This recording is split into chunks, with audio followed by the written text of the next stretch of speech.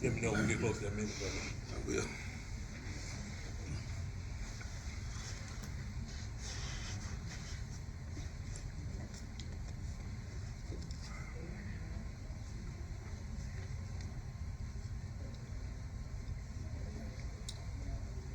I'm looking forward to New Year Day. Caleb, baby. I'm prepare my appetite. I might fast for 2 days.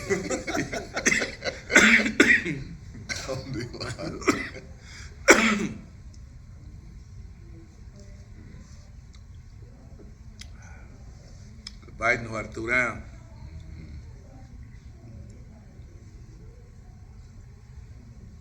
Get one of them games in. Okay, bye. Assalamu alaikum. Welcome to today's show. I'm your guest host, Marvin Hassan Rashid, and we're coming to you from the lovely Masjid Ashura, located at 3095 Jonesboro Road in the great city of Atlanta, Georgia.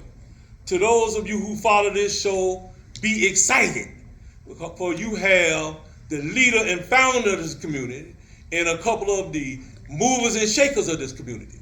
First, to my immediate left, your right, is one of the movers and shakers.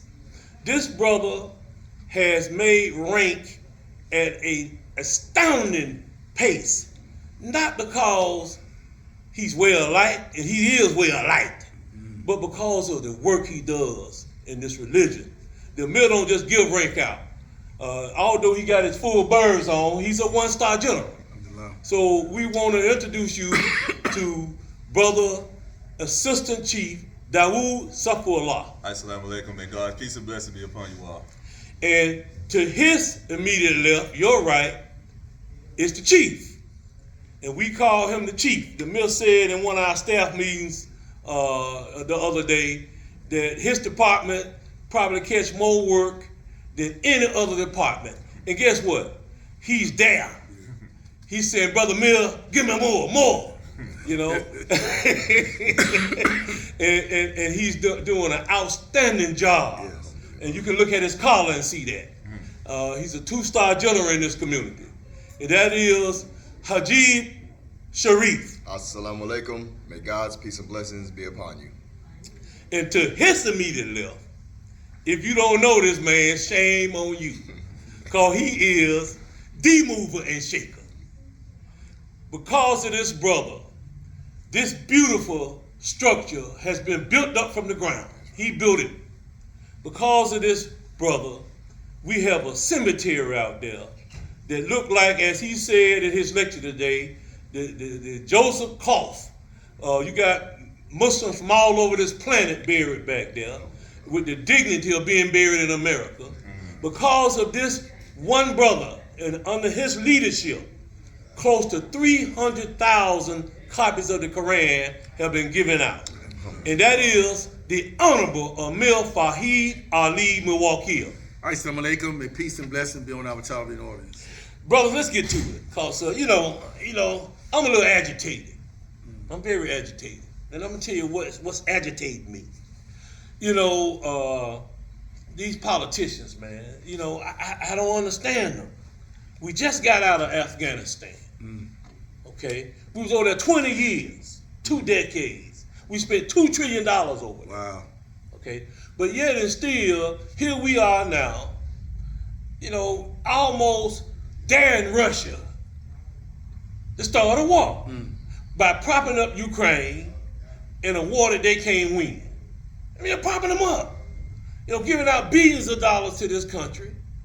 You know, the President Biden said himself in his speech before he introduced Zelensky that this country has accepted in the 10 months since they've been fighting the war, 221,000 Ukrainians. Now that, you know, that don't pass the smell test right there.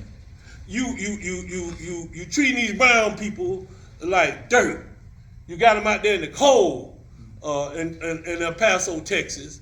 You making it look like the world gonna come to an end if a few of them come in, but you done already brought 221,000 Caucasian people, you know, into this country.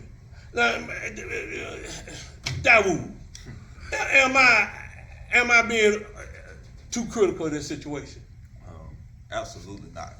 I was watching that press conference or whatever, and I was listening. Matter of fact, I didn't listen to a word Biden said. I listened to the Ukrainian president, and I mean, it had me very upset. I mean, he sat there and just boastfully stood there and said, "We already have missiles, but we need more. We need more money. You know, give us more money." It's almost as if he was saying, "This ain't enough. You need to give more." You know, and I was baffled. I was astonished by the arrogance of this man. And this is who we're in bed with, and it shows it shows the supremacist nature of our country. You know, when we have these sit downs with the world, specifically African nations, it's almost as if it's a, you know, kind of like a dialogue of, you know, we need this. Can you help us with this? Or, you know, this is our standards. You know, it's not cut and dry how this Ukrainian president came off. You know, it's almost as if any other brown nation got a beg, you know, for any kind of assistance. You know, it has to be some kind of dire need or some kind of pandemic or epidemic or whatever, or starvation or almost a genocide or annihilation of a population just for them to even bat an eye. You know, look at Haiti, man. That's exactly what I was about to bring up. Hades. That's a shame, man. Make it even worse. What happened over there in Puerto Rico?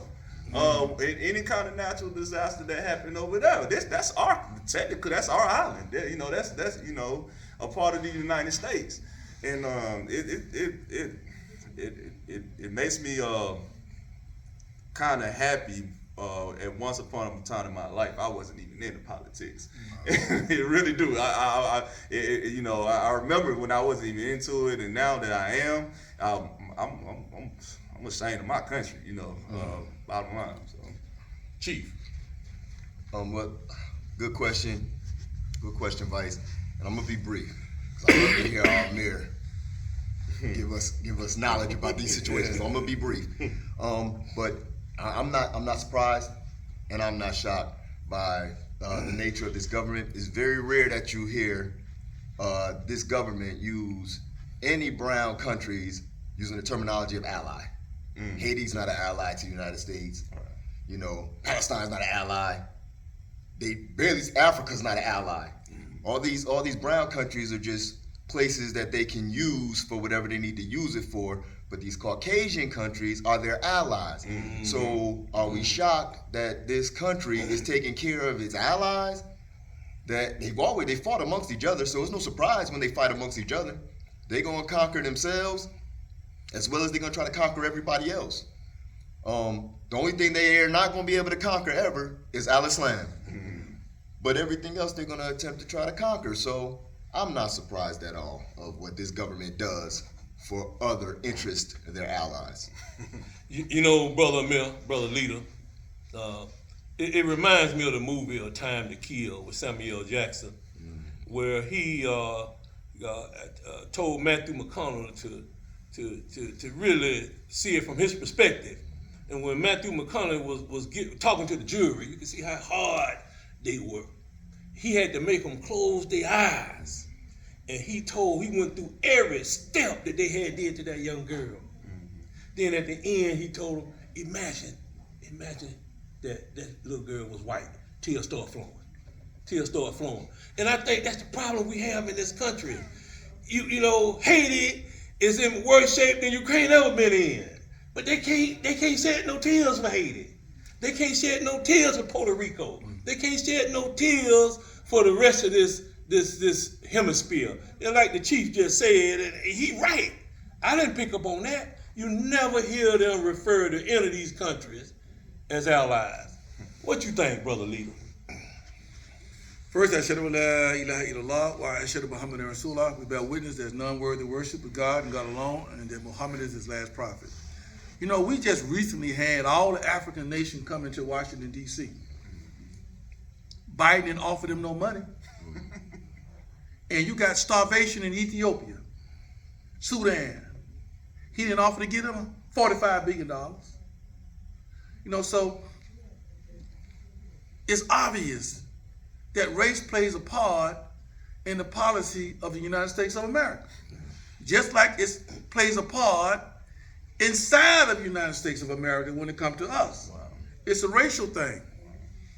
You know, all those people down on that border, they don't let in 221,000 Ukrainians, sneak them in, and he got his chest stuck out. You know, he got his chest stuck out. Now, I'm gonna say this. You know, I believe, this is my personal belief, that Biden is pushing this thing so hard because the Republicans finna get in office and they finna investigate his son action over in Ukraine. You know, and so it's gonna be hard for whoever Republican to get anything out of Ukrainians in reference to Hunter Biden. Politics, man. It's pure and simple. So it has me, and God forbid, want Trump back. Because one thing, I think Trump looked at things from a business point of view. What we gonna get from the Ukrainians? You know, nothing.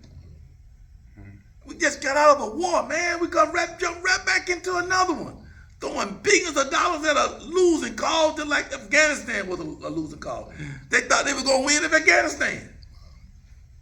Now, what made them think that Ukraine, I don't care what you give them outside of nuclear weapons, you're gonna beat the Russians? This ain't Afghanistan.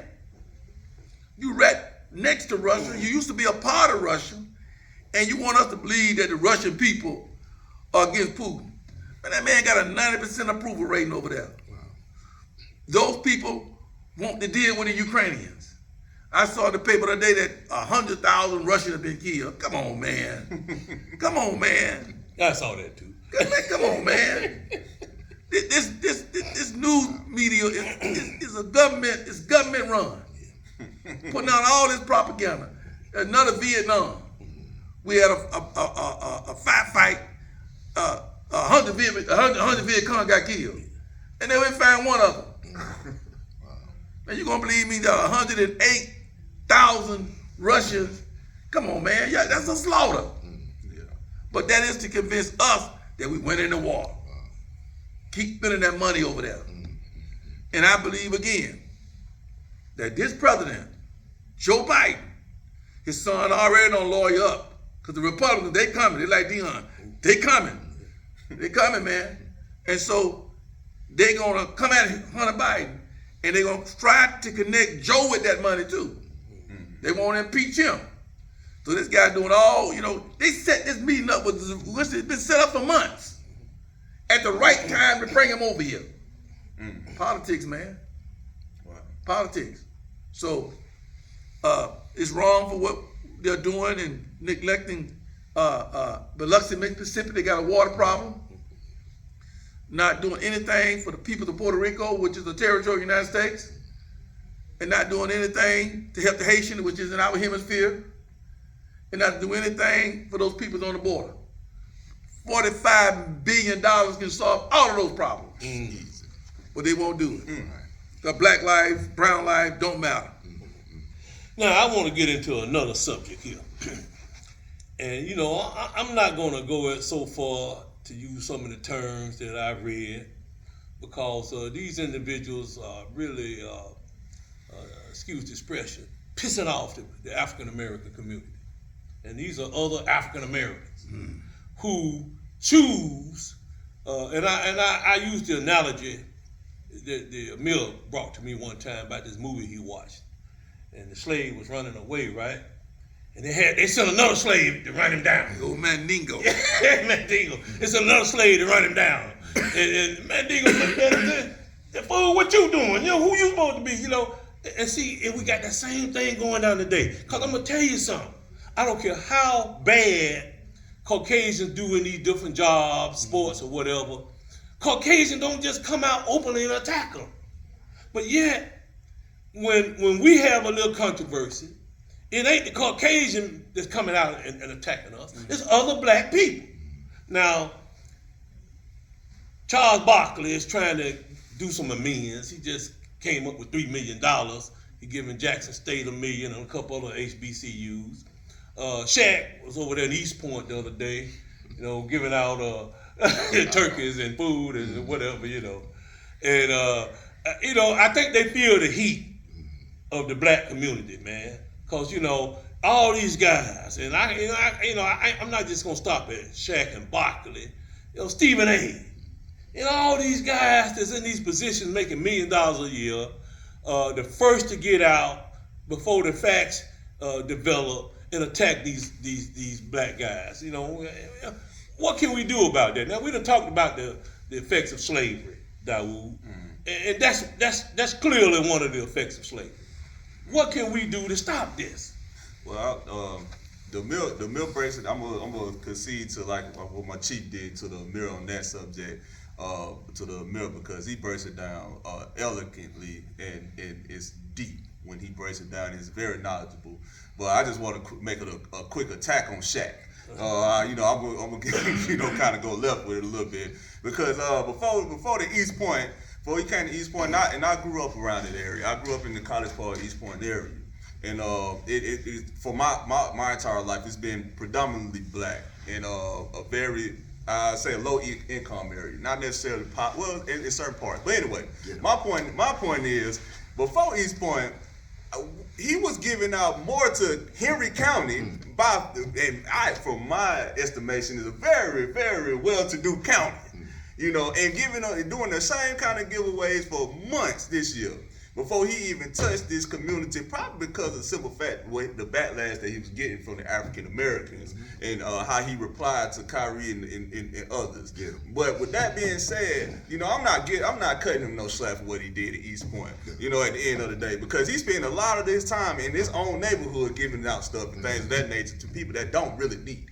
At the end of the day, so.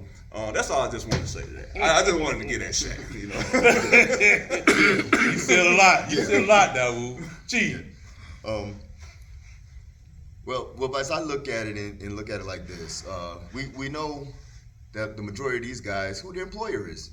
These guys are self-employed. If you catch a lot of them that are self-employed or not tied to that employer, then they have a more progressive way of thinking and a more freedom of what they want to say until they get attacked. Some of them bow down too, but a lot of them will stand on what they're saying because they're not tied to that employer.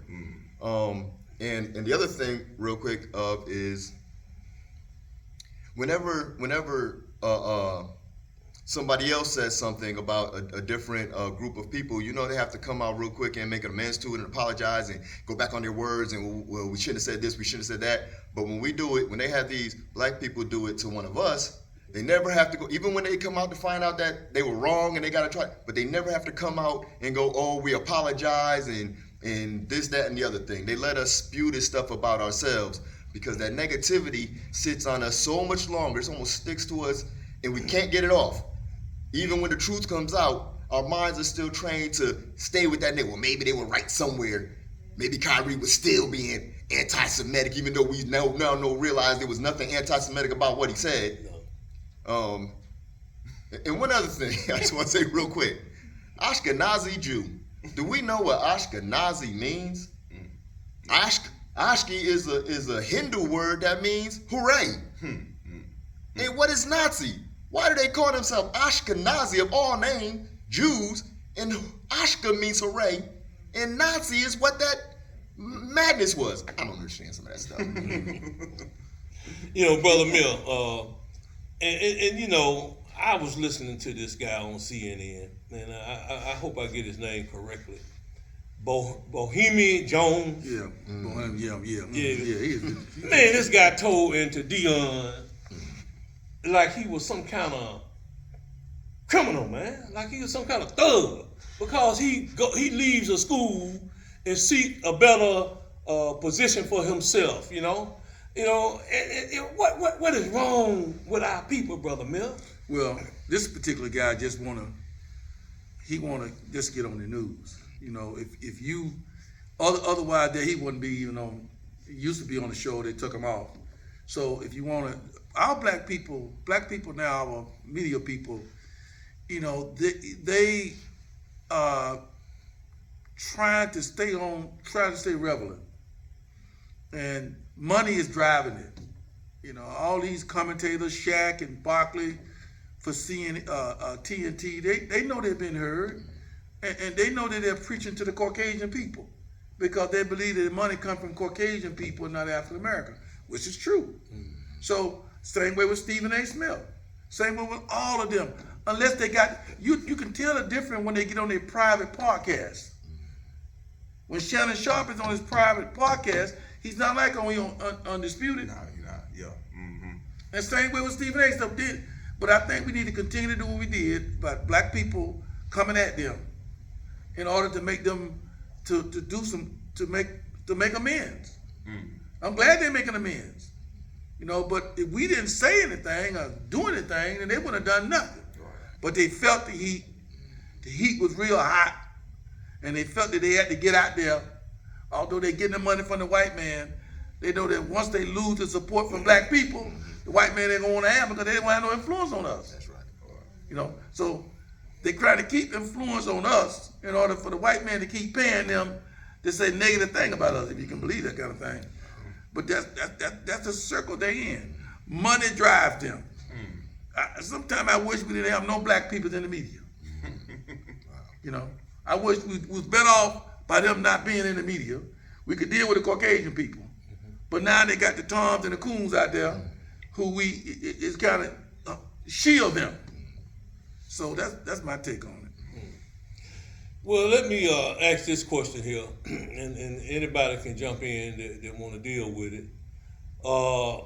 What do we think? You know, do we need a third party? You know, I've come to the realization that we're in a loop. You know, it's just like, you know, that so-called Greek mythology where this dude was condemned to push this boulder up the hill, right? and when he get up to the very zinc, like he gonna get it on top, it turn back around, roll back.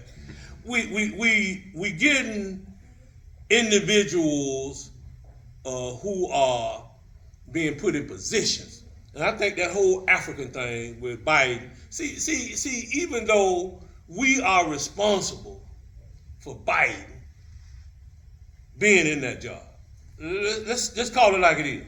If African Americans hadn't went out in great numbers to vote for this guy, he started off in the white states, and he didn't win not a one. Up there in Rhode Island, New Hampshire, they didn't think much about it. He didn't hit some type of momentum until he got to South Carolina and rolled through the South. In fact, he feels so strongly about it that he's changed the states. He wants the Democrats to start with 5 states: South Carolina, Georgia, states down here. You know, because the demographics of the Democratic Party has changed. But yet these guys still get out there and cater to the Caucasians.